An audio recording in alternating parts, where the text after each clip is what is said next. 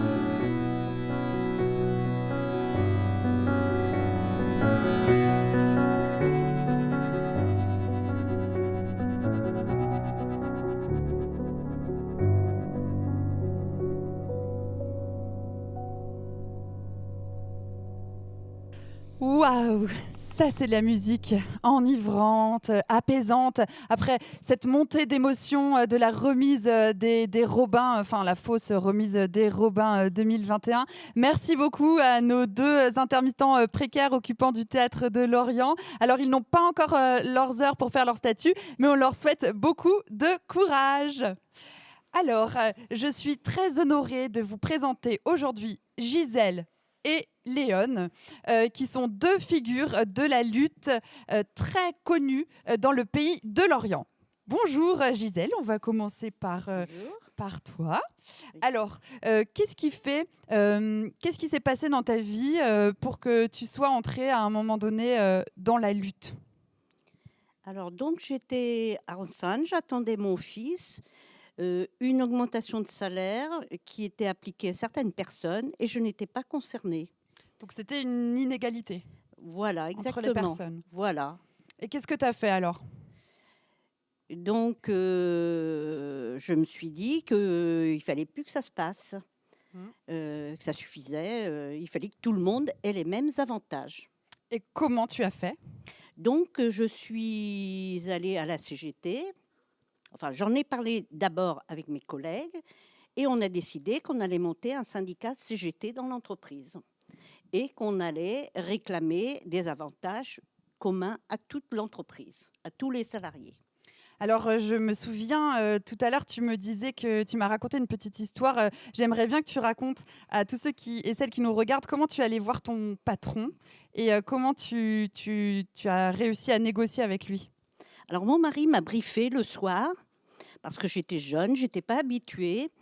Donc, je suis arrivée à son bureau. On n'avait pas le droit de s'adresser à lui.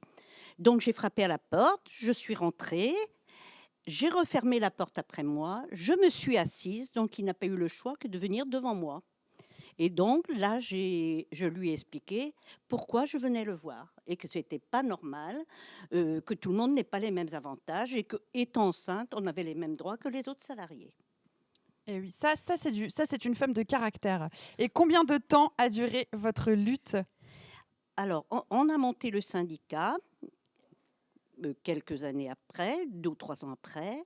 On a posé nos revendications tous les mois, pendant pas mal de temps. Et donc, à un moment donné, les salariés en ont eu marre. Donc, ils ont décidé de se mettre en grève. Et une partie de l'entreprise, 70% à peu près, du personnel s'est mis en grève pour revendiquer un accord d'entreprise qui s'appliquerait à tout le monde. Et combien de temps a duré votre grève? 1 semaine. Et vous avez gagné? Et on a gagné. On a obtenu un accord d'entreprise parce que la convention collective ne s'appliquait pas à notre entreprise et donc avec des points très importants tels que 13e mois, prime de vacances, congé exceptionnel, prime d'ancienneté et une mutuelle pour l'ensemble du personnel payée à 60% par l'entreprise et 40% pour l'employeur.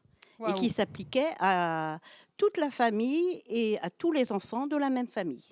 Eh ben, merci pour cette lutte. On va passer à toi, Léon. Alors, j'ai un peu la même question. Quel a été le contexte de la lutte que tu as menée?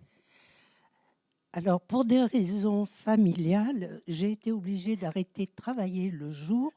Et le seul moyen que j'avais de garder une activité, ça a été de me trouver un travail la nuit.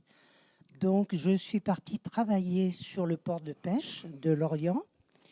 Et quand je suis arrivée sur le port de pêche de Lorient, j'ai été outrée par le mode de fonctionnement qui faisait que les femmes non seulement venaient se présenter à 11h30 sur le port, repartaient chez elles la plupart du temps sans avoir de travail. Puis, à un moment donné, j'ai vu la différence entre ces femmes qui, depuis des années, travaillaient les poings et les mains dans la glace, les pieds dans la glace. Et je me suis dit, c'est complètement anormal que les hommes soient privilégiés par rapport au travail des femmes. Oui, c'est ça, il y avait une différence entre les hommes et les femmes au niveau du travail, du salaire. C'était flagrant. Les femmes pouvaient être quelquefois 2 mois ou 3 mois sans rien. Et à l'époque, il n'y avait pas de chômage partiel. Il se trouvait que quelquefois elles étaient sans salaire du tout, alors que les hommes touchaient une garantie de salaire de 14 jours tous les mois. Et qu'est-ce que tu as décidé de faire? J'ai décidé de convaincre les femmes qu'elles pouvaient changer ce mode de fonctionnement. Ça n'a pas été facile, je crois que c'est la partie la plus difficile du combat. Petit à petit, on y est arrivé. Ça a duré combien de temps? Alors, il a fallu au moins 3 ans pour convaincre les femmes. Parce qu'elles étaient femmes, filles ou épouses des marins-pêcheurs. Et on essayait de les convaincre que si on avait cet avantage, c'était les marins qui perdraient une partie de leur salaire. Alors que c'est pas vrai. Alors que ce n'est pas vrai, parce que la caisse des dockers est une caisse qui est garantie par l'État. Et alors, qu'est-ce que vous avez mis en place? Quels ont été vos moyens de lutte? Les moyens de lutte, c'est à partir du moment où les femmes ont été convaincues de pouvoir se battre pendant 4 ans. On a pratiquement harcelé le ministre de la Mer à l'époque, qui était M. Langagne. On le suivait dans tous ses déplacements. On allait en bus avec toutes les femmes réclamer cette fameuse carte. Et il me semble que tu pourrais nous la montrer. Tu l'as avec toi? je l'ai amenée parce que c'est une conquête. Eh oui. C'est une victoire. Une victoire, oui. Pour toutes les femmes du port qui ont eu vraiment les mêmes statuts que les hommes, avec les mêmes avantages, et une retraite digne de ce nom, alors que les autres, avant ce statut, avaient à peine le minimum vieillesse. Et vous avez organisé beaucoup de manifestations. Ça a duré longtemps. Vous vous êtes acharnés, vous vous êtes battus. Et oui. Bravo pour cette autre lutte. Et donc, est-ce que vous pourriez nous dire un petit mot de fin, une petite conclusion pour toutes les personnes qui sont en lutte? Alors moi, je voudrais finir surtout sur le fait qu'ensemble, on peut changer les choses. Et c'est pour ça que j'invite les intermittents du spectacle à rester unis et à se battre pour les intermittents et les précaires et tous les toutes précaires, les personnes qui sont concernées. bien sûr. Et toi, Gisèle, il y a une petite phrase que tu voudrais nous dire? Alors moi, la phrase que je voudrais dire, c'est « il ne faut pas se laisser faire et il ne faut plus se laisser faire ». C'est la chose la plus importante pour gagner tous ensemble. Merci beaucoup pour vos témoignages qui nous donnent de la force. La lutte continue, toujours, partout, dans tous les théâtres, en dehors des théâtres. Ça nous donne de la force de vous entendre. Merci beaucoup et yallah.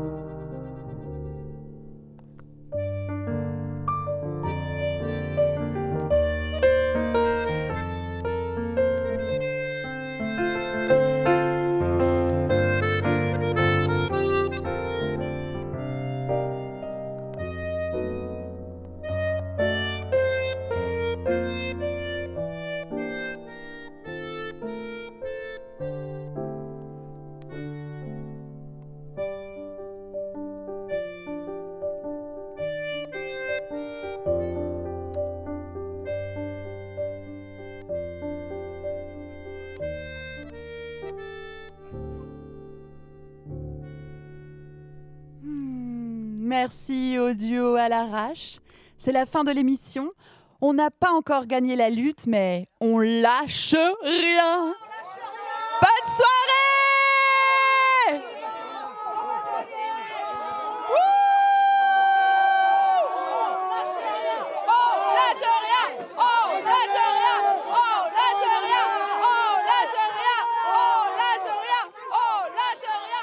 L'insurgé, son vrai nom c'est l'homme, qui n'est plus la bête de somme, qui n'obéit qu'à la raison, et qui marche avec confiance, car le soleil de la science se lève rouge à l'horizon.